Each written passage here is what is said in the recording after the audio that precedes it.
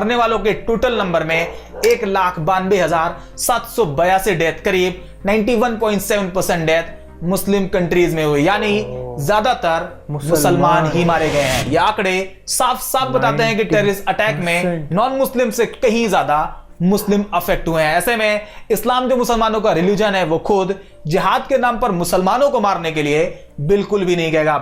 अस्सलामु अलैकुम everyone, this is यज़दान। कैसे हैं आप सब लोग? ये वीडियो नॉन मुस्लिम को तो ज़रूर देखनी चाहिए। दिस इज़ अबाउट जिहाद, व्हाट एग्जैक्टली जिहाद इज़, है ना।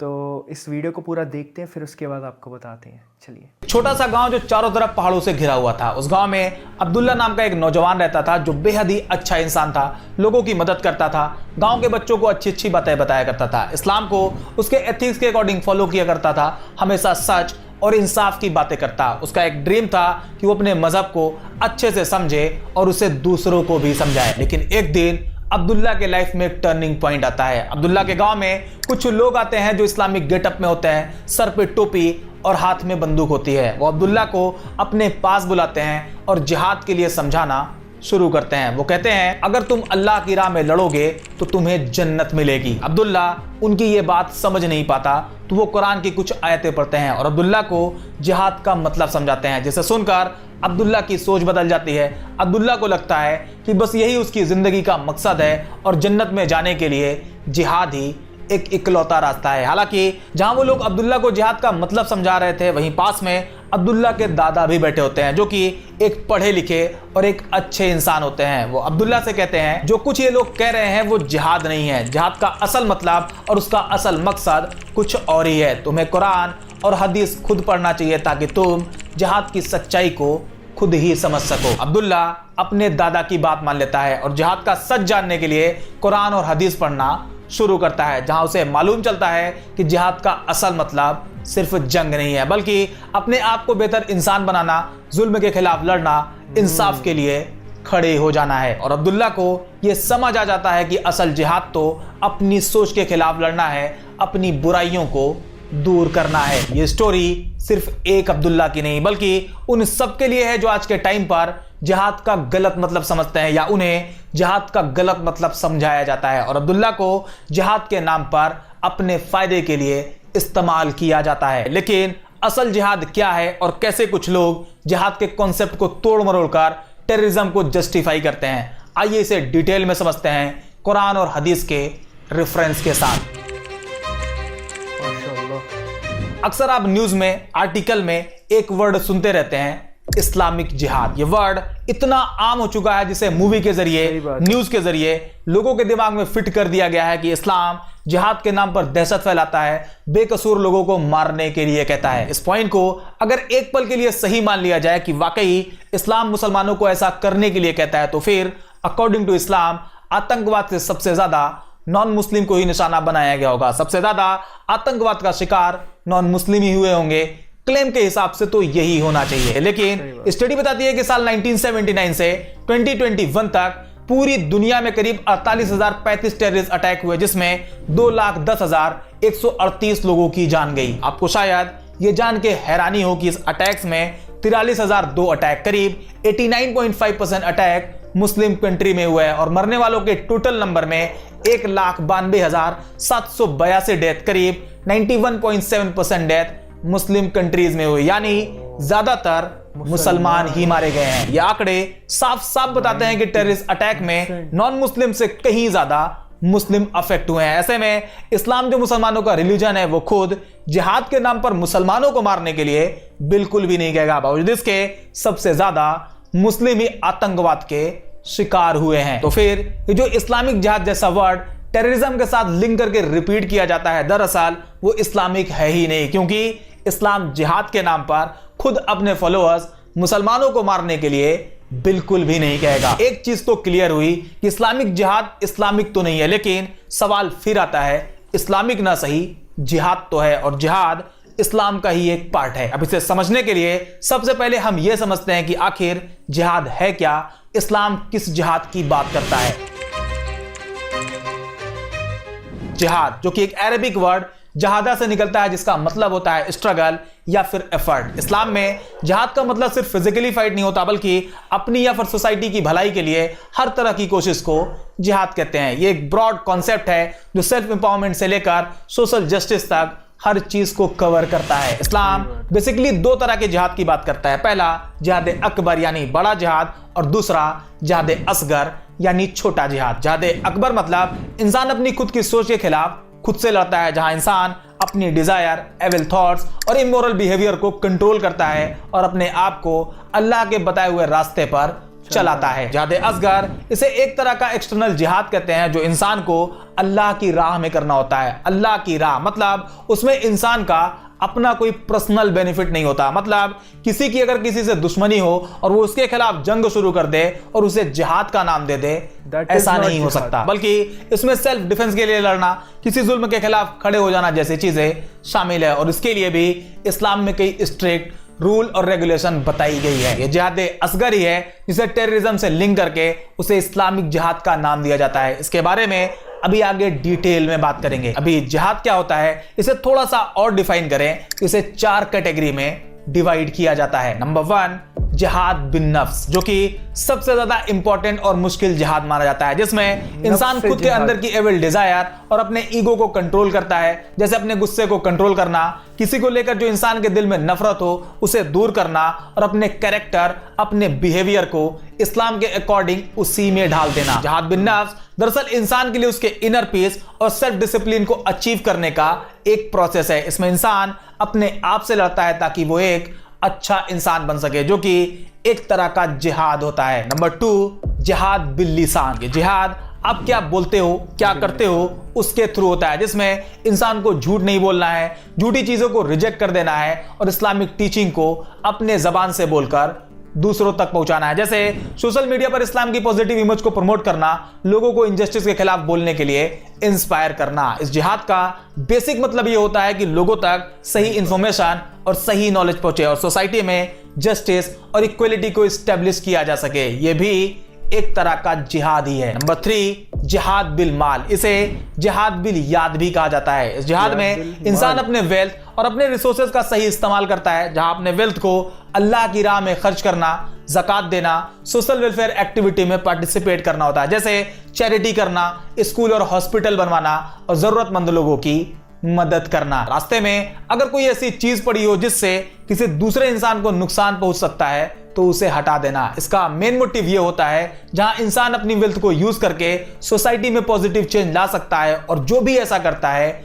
वो भी एक तरह का जिहाद ही है। नंबर 4 जिहाद बिस सैफ। ये जिहाद फिजिकली फाइट के लिए है, जहां सैफ का मतलब होता है तलवार, लेकिन सिर्फ तब जब सेल्फ डिफेंस की जरूरत हो। इसके लिए एक प्रॉपर एथिकल गाइडलाइन बताई गई है, जहां इस जिहाद का मिसयूज बिल्कुल भी नहीं किया जा सकता, इनोसेंट लोगों को नुकसान नहीं पहुंचाया जा सकता, बेवजह किसी की जान नहीं ली जा सकती। जिहाद को लेकर ये 4 पॉइंट बताए गए हैं, जिसमें 3 जिहाद ऐसा है जहां तलवार से कोई लेना देना नहीं है। लेकिन हुआ क्या, जिहाद को टेररिज्म से लिंक कर दिया गया। जिहाद असगर जिहाद बिस सैफ के साथ जोड़कर इस्लाम को बदनाम किया गया और इस्लाम के जिहाद वाले ब्रॉड कॉन्सेप्ट को पूरी तरह से बदल दिया गया। आज जब जिहाद वर्ड सुनाई देता है तो लोगों के दिमाग में सिर्फ टेररिज्म आता है, और ऐसा इसलिए क्योंकि अब्दुल्ला के गांव में जो लोग आए थे और उन्होंने अब्दुल्ला को जिहाद का जो मतलब बताया था वही मतलब बाकी दुनिया को भी बताया गया। जबकि अब्दुल्ला के दादा ने जिस जिहाद की बात करी थी और अब्दुल्ला ने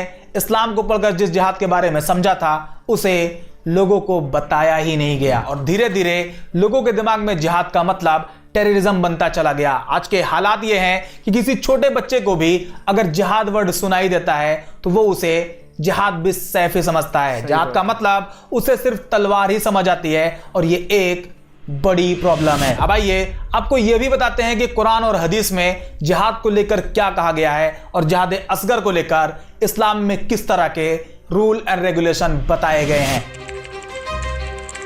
इस्लामिक गाइडलाइंस कुरान में जिहाद को एक सिग्निफिकेंट कॉन्सेप्ट की तरह डिस्कस किया गया है, जहां पूरे कुरान में जिहाद वर्ड करीब 41 बार आया है और हर जगह इसका अलग मतलब और अलग रेलेवेंस है, जिसमें self struggle, effort for social justice and self defence तीनों शामिल है। कुरान चैप्टर 2 वर्स 190 में कहा गया है, और तुम अल्लाह की राह में उनसे लड़ो जो तुमसे लड़ते हैं, मगर ज्यादती ना करो, अल्लाह ज्यादती करने वालों को पसंद नहीं करता। मतलब अल्लाह की राह में, अपनी पर्सनल किसी लड़ाई में नहीं, अल्लाह की राह में उनसे लड़ो जो तुमसे लड़ते हैं और किसी भी तरह की हद से बढ़ने को मना किया गया है। इससे ये क्लियर समझ आता है कि इस्लाम बिल्कुल भी किसी बेगुनाह को मारने, उसे नुकसान पहुंचाने की बात नहीं करता।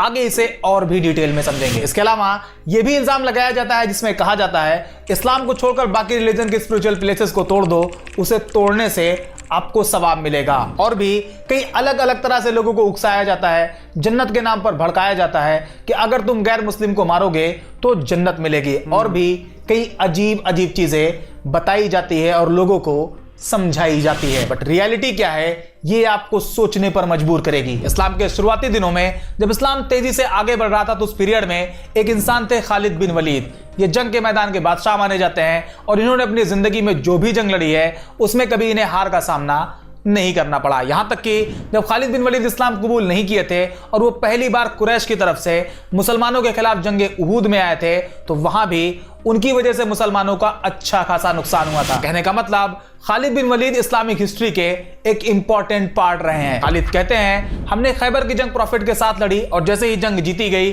तो कुछ लोग बहुत ही जल्दी यहूदियों के कंपाउंड में चले गए, जिस पर प्रॉफिट ने कहा ए लोगो, तुम यहूदियों के कंपाउंड में जाने की जल्दी कर चुके हो, लेकिन होशियार रहो, गैर मुस्लिम लोगों की प्रॉपर्टी तुम लोगों के लिए हलाल नहीं है सिवाय उसके जो हक है। इसी हदीस को कई और जगह लगभग सिमिलर वर्ड के साथ बताया गया है। ये उस पीरियड की बात है जब खुद प्रॉफिट नॉन मुस्लिम के राइट को लेकर पूरी तरह से स्ट्रिक्ट रहा करते थे, लेकिन जब फर्स्ट कैलिफ अबू बकर का टाइम आया तो उन्होंने भी इसे मेंटेन रखा। और जब कोई जंगी फौज किसी जंग के लिए निकलती तो अबू बकर उस फौज के कमांडर से कहते जमीन पर फसाद ना फैलाना, खजूर के पेड़ों को ना काटना और ना ही जलाना, किसी जानवर को मत मारना, फलदार पेड़ को ना काटना और किसी भी बच्चे, बूढ़े या औरतों को ना मारना। अबू बकर जंग के दौरान भी इन सारी चीजों के लिए मना करते थे ताकि किसी बेगुनाह की जान ना जाए, किसी कमजोर को तकलीफ ना हो, यहां तक कि पेड़, जानवर और दूसरे रिलीजन के होली प्लेसेस को भी नुकसान ना पहुंचाने की बात कहा करते थे। इसी तरह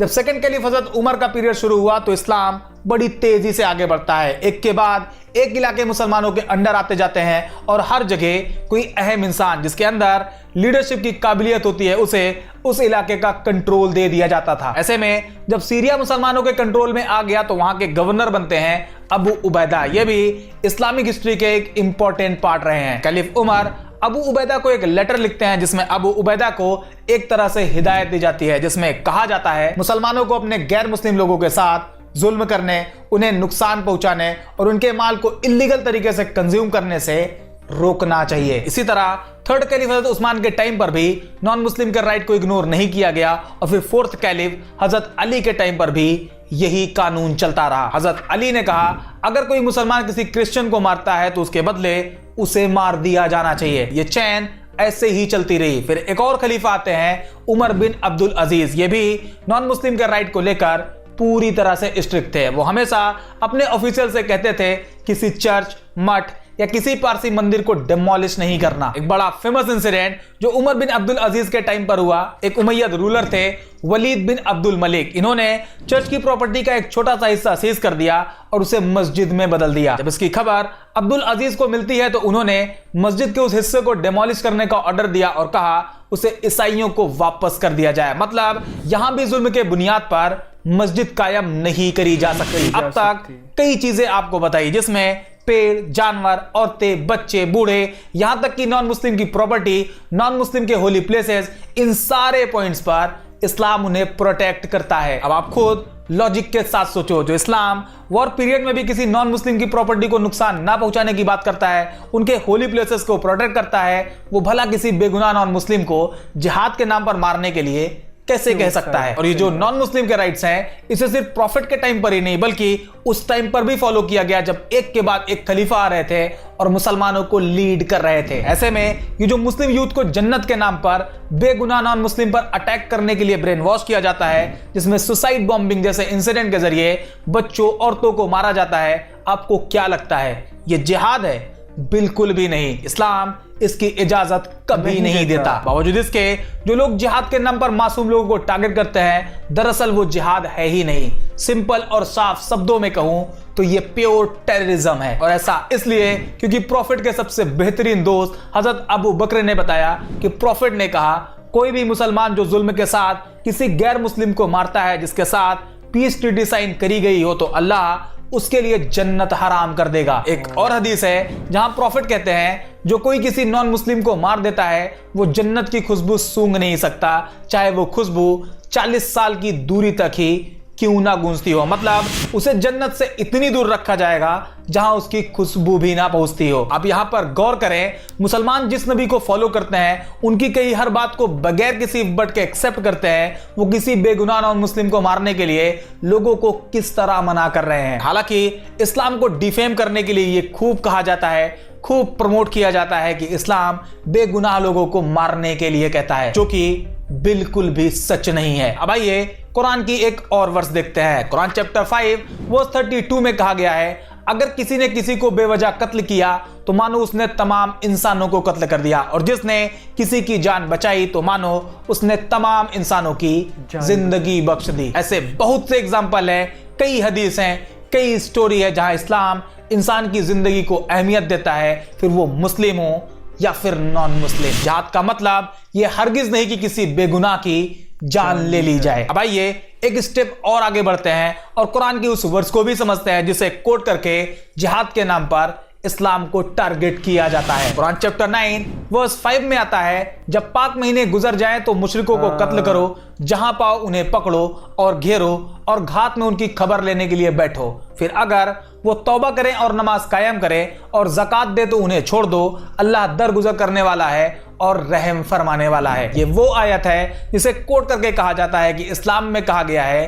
काफिरों को जहां पाओ मार डालो। अब चूंकि कोई इस वर्ष के सिर्फ एक स्पेसिफिक पार्ट को कोट करे, मुशरिकों को जहां पाओ कत्ल करो, तो इसका एक डायरेक्ट मतलब यही निकलता है कि यह बात सारे मुशरिकों के लिए कही गई। हालांकि मैं यहां पर वर्ड मुशरिक यूज कर रहा क्योंकि कुरान में भी मुशरिक वर्ड ही यूज हुआ है, जबकि लोग इसे मैनिपुलेट करने के लिए मुशरिक की जगह काफिर वर्ड भी यूज करते हैं, जबकि ये दोनों अलग है। इसे आसान भाषा में आपको समझाऊं तो मुशरिक, जो कि एक अरबिक वर्ड शिर्क से निकलता है, जिसका मतलब होता है शिर्क करना या शरीक ठहराना। इस्लामिक कॉन्टेक्स्ट में इसकी लिटरल मीनिंग होती है किसी और को अल्लाह के साथ शरीक ठहराना, अल्लाह के बराबर मानना, अल्लाह की तरह मानना। ऐसे में मुशरिक वो इंसान होता है जो अल्लाह के साथ किसी और को शरीक ठहराता है, यानी वो इंसान जो तौहीद अल्लाह एक है इसका इनकार करता है और मल्टीपल देवी देवताओं को मानता है या फिर उन्हें पूजता है। यानी मुशरिक वो है जो अल्लाह के अलावा दूसरे खुदाओं को पूजता है या अल्लाह के बराबर समझता है, और ये इस्लाम में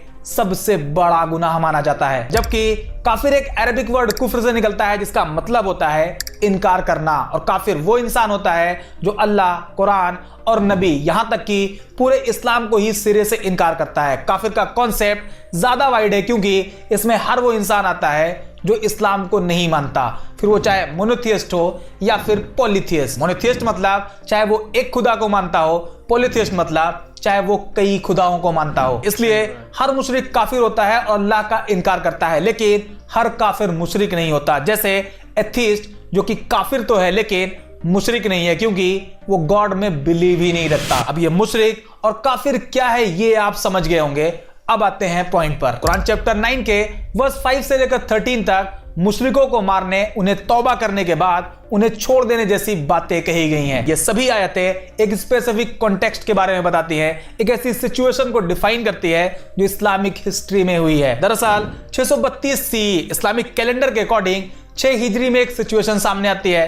प्रॉफिट और उनके साथ करीब 1400 मुस्लिम मक्का के करीब एक जगह पर रुकते हैं और यह फैसला लिया जाता है कि वो सभी मक्का में काबा का तवाफ करने जाएंगे। लेकिन उस टाइम काबा वाले एरिया पर जिन लोगों का कंट्रोल हुआ करता था, जिन्हें कुरैश कहा जाता है, उन लोगों ने मुसलमानों को मक्का में आने से मना कर दिया। इस सिचुएशन को देखते हुए प्रॉफिट सुलह और अमन का रास्ता अपनाते हैं ताकि खून खराबा ना हो, और यहां पर मुसलमान और कुरैश के बीच एक पीस ट्रीटी साइन करी जाती है जिसे सुलह हुदैबिया कहा जाता है। इसका नाम हुदैबिया इसलिए हुआ क्योंकि जिस जगह पर यह ट्रीटी साइन हुई थी उसका नाम हुदैबिया था। ट्रीटी के कुछ इंपॉर्टेंट पॉइंट थे, जैसे 10 साल तक कोई जंग नहीं होगी। जिस साल हुदैबिया सुलह हुई उस साल मुसलमान उम्रा नहीं कर सकते, लेकिन अगले साल मुसलमान बगैर किसी रुकावट के मक्का आ सकते हैं। अगर कोई इंसान मक्का से मदीना भागकर मुस्लिम हो जाए तो उसे वापस मक्का भेज दिया जाएगा, लेकिन अगर कोई मदीना से मक्का भागकर आ जाए तो उसे मक्का में ही रोक लिया जाएगा। अरब के जो अलग अलग कबीले हैं वो अपने हिसाब से अपना गठजोड़ बना सकते हैं कि उन्हें किसके साथ रहना है, मुसलमानों के साथ या फिर कुरैश के साथ। जैसे पॉइंट पर सहमति बन जाती है। मुसलमानों ने इस सुलह को अपने फायदे के तौर पे देखा, जबकि कुछ ऐसे लोग थे जैसे हजरत उमर जो पूरी तरह से खुश नहीं थे। उनका मानना था कि हम मुसलमानों को इतना नहीं झुकना चाहिए, खास करके जो इस साल उम्रा नहीं कर सकते। इस पॉइंट पर खैर सुलह हो जाती है जहां प्रॉफिट जंग से पहले पीस को ज्यादा इंपॉर्टेंस देते हैं, लेकिन यह सुलह सिर्फ 2 साल तक चलती है। कुरैश अलाई का एक कबीला जिसका नाम बनु बकर था, वो एक मुस्लिम अलाई कबीला बनु खुजा पर हमला करता है और उन्हें शहीद कर देता है। चूंकि हुदैबिया ट्रीटी में साफ था कि 10 साल तक अमन कायम रहेगा, बावजूद इसके कुरैश ने पहले मुसलमानों पर हमला किया और सुलह हुदैबिया को तोड़ दिया। और इसी के बाद कुरान चैप्टर 9 की वर्स 5 to 13 मुसलमानों को बताई जाती है, जिसमें उन मुशरिकों को मारने के लिए कहा जाता है जिन्होंने सुलह तोड़ी थी और मुसलमानों पर पहले हमला किया था। और जो हमलावर थे वो अल्लाह के अलावा कई अलग अलग खुदाओं को मानते थे, उन्हें पूजते थे, उन्हें अल्लाह के बराबर मानते थे। उस टाइम काबा के आसपास करीब 360 बुत हुआ करते थे, जिसमें हुबल, अल्लात, अल उज्जा, मनात जैसे कुछ बुत थे जिन्हें कुरैश उनके पावर के हिसाब से बड़ा छोटा मानते थे, जिसमें हुबल कुरैश का सबसे बड़ा देवता था। कहने का मतलब कुरैश दूसरे कई अलग अलग बुतों के नाम पर उन्हें अल्लाह के साथ शरीक करते थे, जो कि मुशरिक थे। सूरह तौबा में 5 to 13 में मुशरिक वर्ड यूज हुआ है, जो स्पेसिफिक उन लोगों के लिए था जिन्होंने सुलह तोड़ी थी और मुसलमानों को शहीद कर दिया था। ऐसे में जब भी कोई इसे कोट करके इस्लाम को डिफेम करे तो उसे चाहिए कि पहले उसका कॉन्टेक्स्ट समझ ले। जिहाद इस्लाम का पार्ट है, लेकिन बेगुनाह लोगों को मारने का जरिया नहीं है। और अगर जिहाद असगर यानी जिहाद भी सैफ की जरूरत आ भी जाती है तो उसके लिए भी कंडीशन रखी गई है। जंग के मैदान में भी उनसे ही लड़ना है जो तुमसे लड़ते हैं। वहां भी बच्चे, बूढ़े, जानवर, पेड़ जैसी किसी भी चीज को नुकसान पहुंचाने से मना किया गया है। ऐसे में जिहाद के नाम पर जो लोग बेगुनाह लोगों को निशाना बनाते हैं वो जिहाद है ही नहीं, वो टेररिज्म है। कुरान चैप्टर 2 वर्स 11 में कहा गया है, जब उन्हें कहा गया जमीन में फसाद ना फैलाओ तो वो कहते हैं हम तो रिफॉर्मर है। और अगले ही वर्स कुरान चैप्टर 2 वर्स 12 में कहा गया है, हकीकत में यही लोग फसाद करने वाले हैं, लेकिन इन्हें इनका एहसास नहीं। उम्मीद करते हैं आज की ये वीडियो आपके लिए हेल्पफुल रही होगी। जिहाद क्या है, उसका मतलब और मकसद क्या है, और कैसे आधी कुरानिक वर्स को कोट करके इस्लाम को डिफेम किया जाता है, जबकि उसका सच क्या है, ये सब आप समझ गए होंगे। अगर ये वीडियो आपको पसंद आई हो तो इसे लाइक करो, शेयर करो। सो गाइस, ये था हमारा रिएक्शन जिहाद का। इतना बेहतरीन तरीके से इन्होंने एक्सप्लेन किया, माशाल्लाह तबारकल्लाह। जिहाद के 4 जो वो उन्होंने सब टॉपिक्स बताए, माशाल्लाह वो मुझे नहीं मालूम था। फिर उसके बाद जिहाद बिन असगर, जिहाद बिन अकबर, ये 2 चीज़ें होती हैं, ये मुझे नहीं मालूम था। और बहुत ज़्यादा डीपली इन्होंने रेफरेंस के साथ जिस तरह से इन्होंने बताया कुरान और हदीस की रोशनी में, माशाल्लाह कोई मौलवी का भी मैंने इतना बेहतरीन बयान नहीं सुना जितना बेहतरीन इन्होंने बताया। ये मैं दिल की बात कह रहा हूँ जो मुझे लगा। और इंशाअल्लाह ताला ये रेफरेंस यूज़ करके मैं लोगों तक ये बात पहुँचाऊँगा, सो दैट बहुत सारे लोगों को इस चीज़ के बारे में पता चले। मैं रील बनाऊँगा शॉर्ट फॉर्म वीडियोज़ में, सो दैट और भी ज़्यादा लोगों को पता चले, दैट उनकी जो सोच है इस्लाम के बारे में वो चेंज हो। क्योंकि जिहाद का मतलब इन्होंने पूरा टेररिस्ट से लिंक कर दिया है। जिहाद का मतलब ही बदल दिया है। जिहाद मतलब इज़ एफर्ट, स्ट्रगल, बट इन्होंने उसको टेररिस्ट से जोड़ दिया है। तो एक और चीज़ इन्होंने बहुत ज़्यादा इंपॉर्टेंट बताई, विच इज़ पूरे दुनिया में 1970 से लेके 2021 तक जो डेटा निकाला है लोगों के मरने का, 2 लाख से ज़्यादा लोग मरे हैं। उसमें से 91% मुसलमान थे, और उसमें से ज़्यादातर जो मुल्कों पे अटैक हुआ है वो मुसलमान मुल्कों पे हुआ है। तो मतलब टेररिस्ट अटैक, अगर ये बात कही जाती है कि हर कोई टेररिस्ट मुसलमान होता है, तो मुसलमान को ही क्यों मारेगा। बहुत बेहतरीन बातें की है यार भाई ने, मतलब दिमाग खोल दिया है, माशाल्लाह तबारकल्लाह। आप इसके बारे में क्या सोचते हो कमेंट सेक्शन में ज़रूर बताइएगा। अस्सलामु अलैकुम वरहमतुल्लाहि वबरकातुहू।